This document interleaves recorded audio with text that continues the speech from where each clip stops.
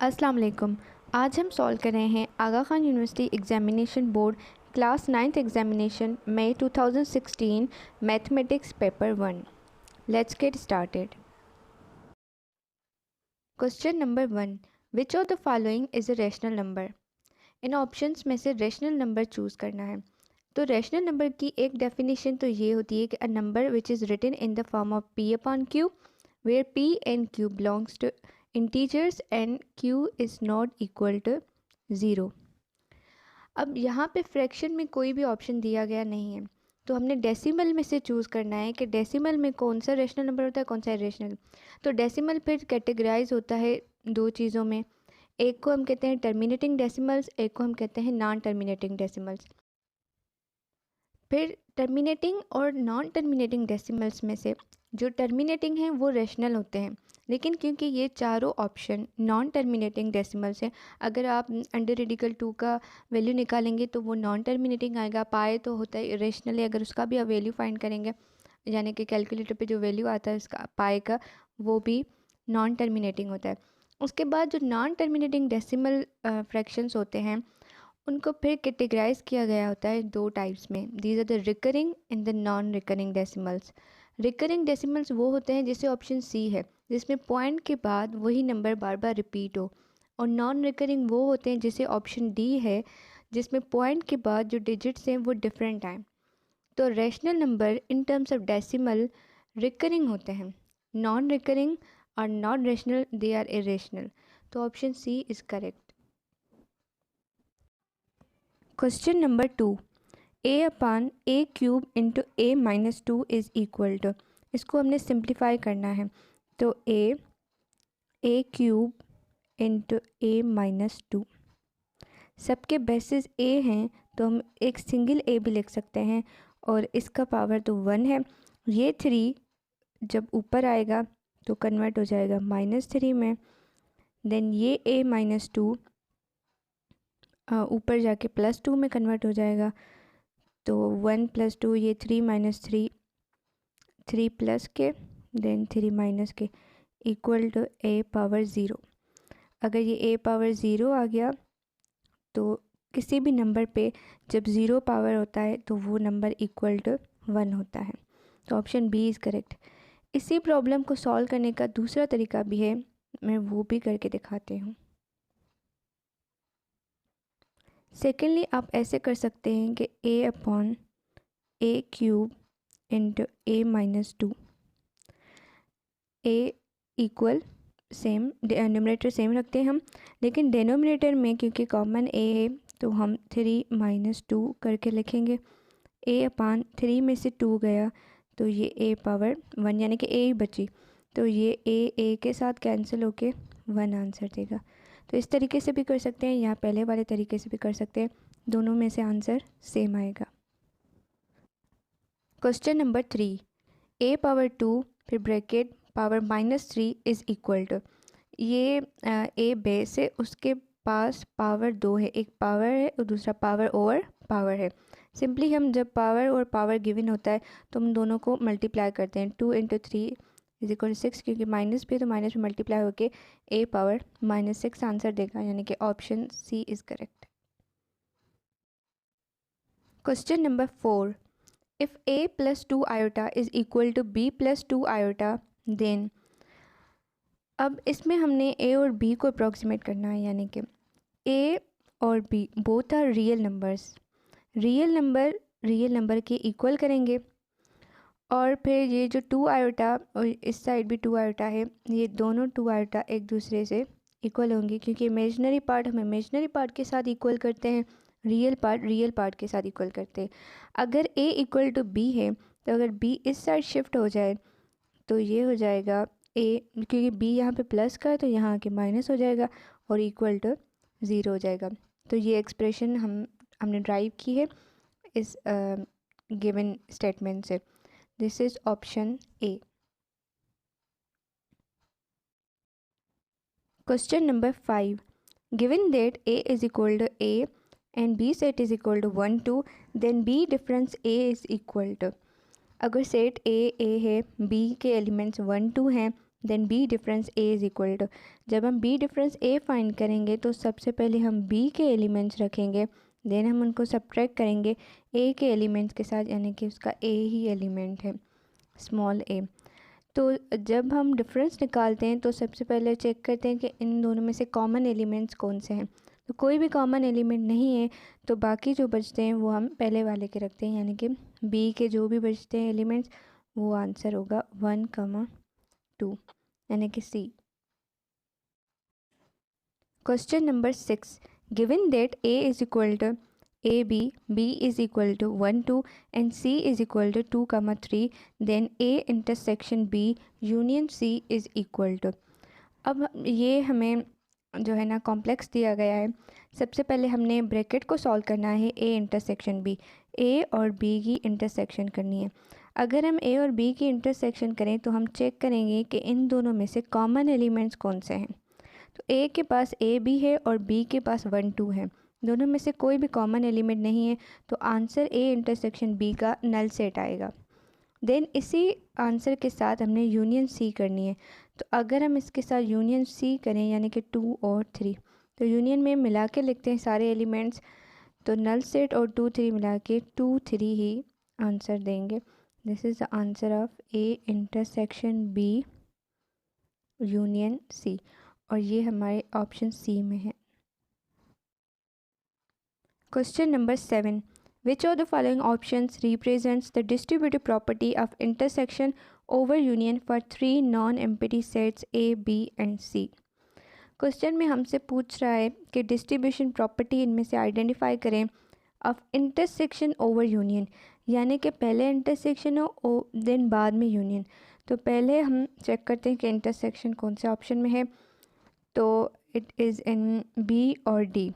B और D में दोनों में ए इंटरसेक्शन पहले है, तो A intersection then B union C. अब जब हम ये लिखते हैं A intersection B union C, तो इक्वल जब हम करते हैं तो इक्वल के साइड हमने क्या करना होता है कि ये जो ए इंटरसेक्शन है ये इसके साथ भी मल्टीप्लाई होगा और सी के साथ भी मल्टीप्लाई होगा। तो मल्टीप्लाई होके हमें क्या आंसर देगा, ए इंटरसेक्शन बी, देन ये यूनियन और फिर ए इंटरसेक्शन सी। तो this is in option B. Question number 8, if A set is equal to AB and B set is equal to 2 3, then one of the relation from A to B is। अब इन options में से relation check करना है कौन सा। Relation बनाने से पहले सबसे पहले हम ऑर्डर्ड पेयर्स बनाते हैं, तो इन दोनों सेट के हम पहले ऑर्डर्ड पेयर्स बनाएंगे through Cartesian product. A cross B is equal to A और B और 2 और 3 को जब हम क्रॉस करेंगे तो A, 2 एक ऑर्डर्ड पेयर, फिर A3, फिर B2,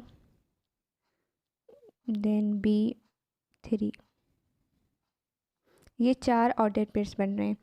अब इन ऑर्डर्ड पेयर्स में से रिलेशन बनेगा, तो अगर हम ऑप्शंस को चेक करें तो ए ऑप्शन में ऑर्डर्ड पेयर हैं ए बी और 2 3, ना तो हमारे पास ए बी है ना तो हमारे पास 2 3 ऑर्डर्ड पेयर्स में, तो ऑप्शन 1 इज़ रॉन्ग। बी में है A3 एंड 2B, A3 तो है लेकिन 2B नहीं है, तो option B is also wrong.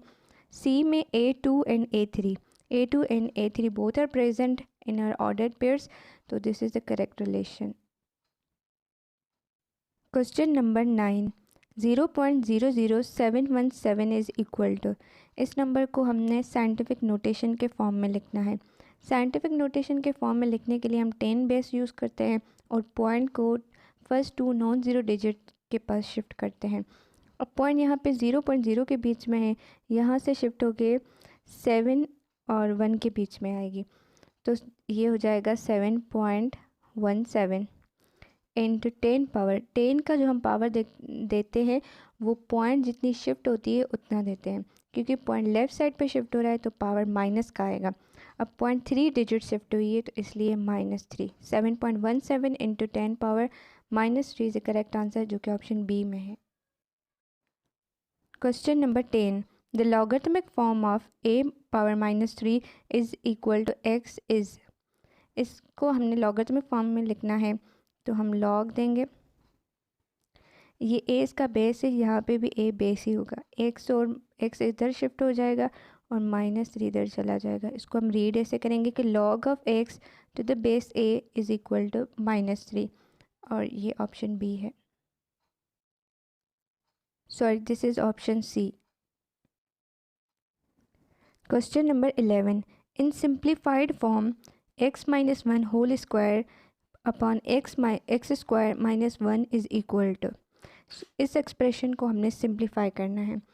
अब सिंप्लीफाई करने के लिए हम क्या करेंगे, x माइनस 1 होल स्क्वायर है, यानी कि x माइनस 1 टू टाइम्स है, तो x माइनस 1 दो दफ़ा लिखेंगे, और डेनोमिनेटर में एक्स स्क्वायर माइनस 1 है, तो इस पर हम डिफरेंस ऑफ टू स्क्वायर वाला फार्मूला अप्लाई करके इसकी भी दो ब्रैकेट बनाएंगे, एक प्लस की बनेगी इसकी और एक माइनस की बनेगी। अब जो कैंसिल हो सकते हैं हम उनको कैंसिल करेंगे। x माइनस वन के साथ कैंसिल हो गया, बाकी बचा x minus 1 upon x plus 1, जो कि हमारा ऑप्शन सी है। Question number 12, if a is equal to 1 and b is equal to -1, then the value of a square minus b square upon a square plus b square is equal to। अब यहाँ पे हमने a और b के values put करने हैं, then expression को solve करना है।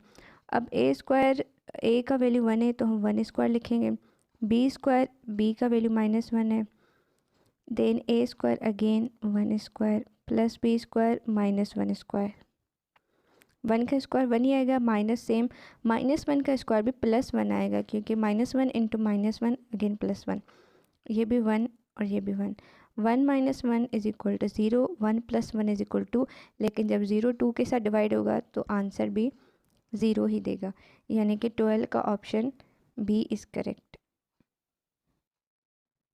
Question number 13, given that a minus b whole square is equal to 16 and a square plus b square is equal to 26, then ab is equal to। यहाँ पे हम whole square वाला ही formula apply करेंगे जो हमें data given है उसके according. a minus b whole square is equal to a square plus b square minus 2ab। अब given are the a minus b whole square जिसका वैल्यू 16 है is equal to a square plus b square जिसका value 26 है, और हमने find करना है A B, तो 2 भी इसके साथ है, हम 2 को बाद में शिफ्ट कर देंगे। 16 यहीं पे होगा, 26 इक्वल के इस साइड आके माइनस हो जाएगा, इज़ इक्वल टू -2ab। 16 में से 26 गया तो बाकी आंसर बचेगा 10 -10 इज़ इक्वल टू -2ab। ये माइनस माइनस के साथ कैंसिल हो गया, तो 10, ये 2 यहाँ से ए बी के साथ मल्टीप्लाई हो रहा है, जब इक्वल के इस साइड आएगा तो 10 के साथ डिवाइड हो जाएगा, is equal to a b, और ये 10 2 के साथ डिवाइड होके टेबल हम जब लगाएंगे 1 टाइम्स और ये 5 times, 5 is equal to a b. Let's get back to the option, तो ये आंसर है ऑप्शन सी में 5। Question number 14, on complete factorization of -2 upon x minus 4 upon x square we get. अगर हम इनको फैक्टराइज करें तो हमारा आंसर क्या आएगा, सिंप्लीफाई करना है, तो -2 upon x and then -4 upon x square.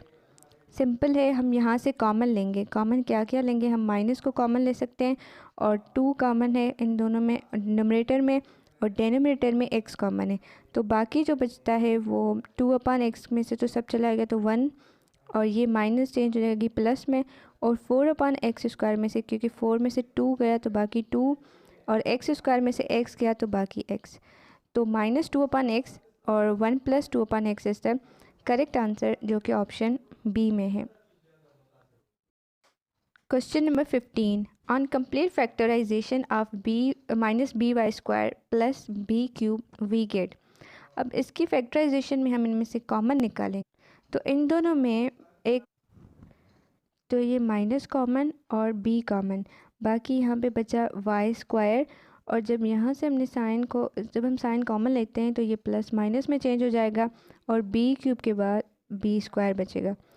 उसके बाद हम y स्क्वायर और -b स्क्वायर पे अगेन हम डिफरेंस ऑफ टू स्क्वायर वाला फार्मूला अप्लाई करके इसको फैक्टराइज करेंगे, तो ये माइनस बी और y square minus b square के दो ब्रैकेट्स बनेंगे, एक वाई प्लस बी और दूसरी वाई माइनस बी, एक ब्रैकेट ओवर। तो this is in option D.